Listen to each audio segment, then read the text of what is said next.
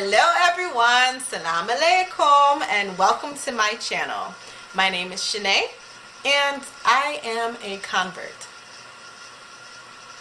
I don't like the word convert for some reason, or the word revert. I feel like it separates you, kind of, because a lot of people say, oh, this person's a convert, mashallah, revert, mashallah, which it's good.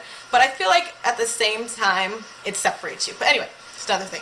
So when I do talk about myself in Islam, I prefer to say that I accepted Islam. That's what I say. I accepted Islam. So I accepted Islam in 2013, the last 10 nights of Ramadan. It was actually August 2nd. And it was about 2:30 or 3 o'clock in the morning. And it's been history ever since. So it's been 4 years. Well, this Ramadan, it will officially be 4 years since I have been Muslim, inshallah, inshallah. So I come from a Seventh-day Adventist background. A lot of people know what Seventh-day Adventists are. A lot don't.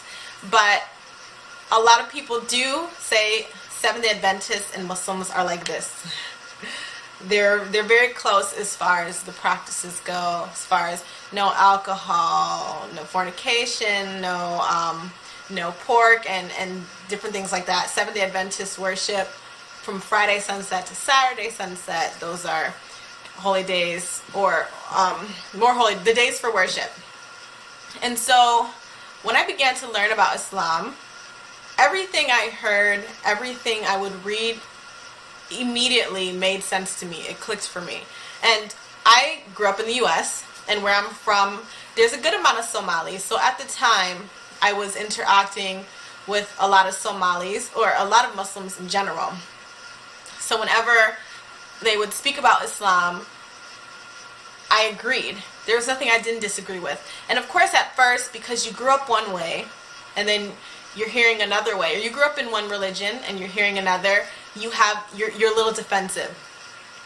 But at the same time, I always believed everything they were saying. And also, I like to say that, which is true, Islam is the first religion that I've ever accepted. So even though I grew up as a Seventh-day Adventist, I was never baptized. Everyone in my family is baptized.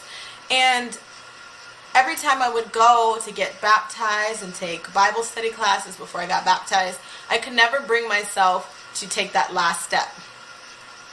And so I decided in 2013 to fast 2 days before Ramadan began.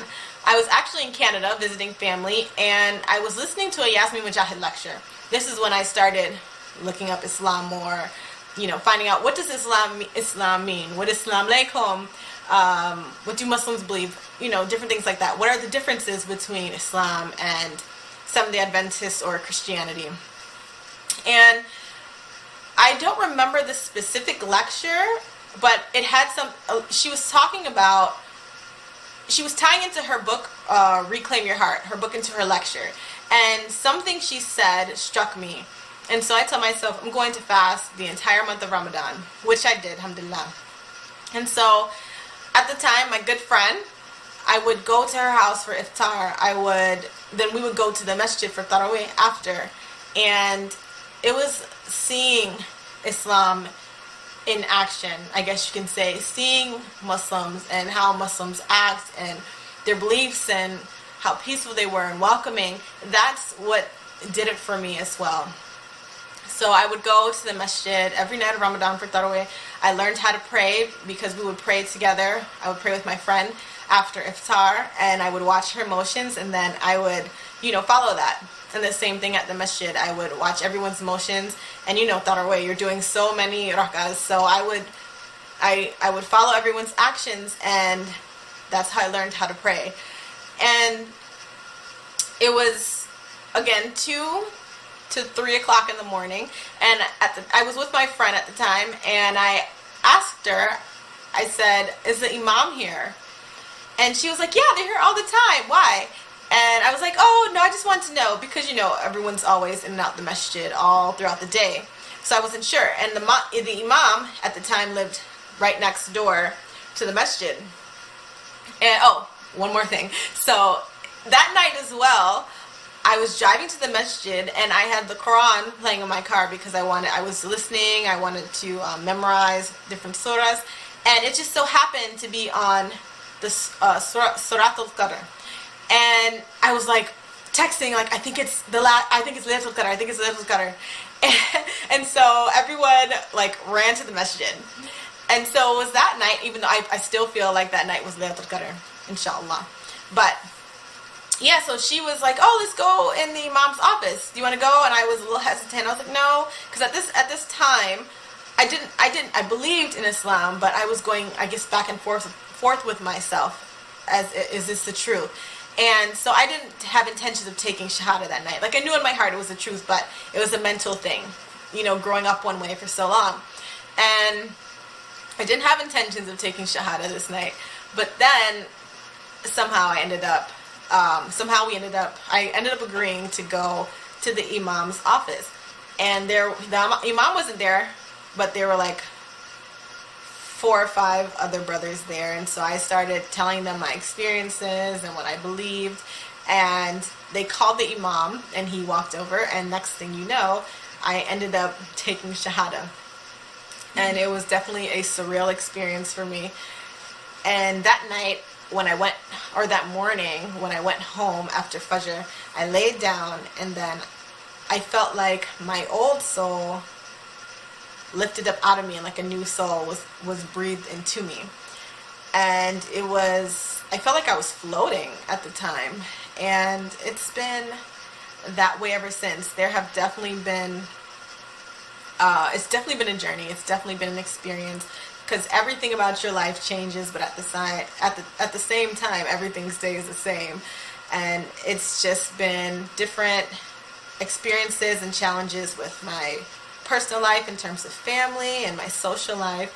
But it hasn't been such a challenge, but at the same time, I guess it depends on certain topics, which brings out the truth or people's true feelings or how they feel at the time, which becomes a challenge. But I definitely love it, and I love the hijab, and the hijab is like my form of da'wah. So anytime anyone asks me about Islam, it's really because of, you know, they see the hijab and then they want to know. And so I moved to Miami about 3 or 4 months after I accepted Islam, and it seems like there Islam is not as big as other places. So I was always being asked questions, and I love to answer questions about Islam and give my experience. I can't speak for anyone else, but I love giving my experience, my perspective, and again, it's my form of da'wah, so I have no problem doing that, and I love it, and I love being that billboard for Islam, I guess you can say. So I just want to go ahead and kick off my channel and go back and forth and share my experiences with you. And if you have any questions or any comments, please share that with me, share your experiences with me, and hopefully we can go back and forth. So this year I decided to take a year off because I was going to school full-time, I was working full-time, I was volunteering full-time, and I just wanted this year, 2017, to be a year for me, to have all my time so I can venture off into different things that when your schedule is so full that they fall by the wayside. So I really wanted to dedicate my time to more spiritual growth, travel, and, different activities and different hobbies that I wanted to get into, but I didn't have time. So thank you for listening, and I will be traveling. I will be all about, but I will still be here with you. So I hope to see you soon. Please stay tuned in. Thank you for listening. Assalamu alaikum.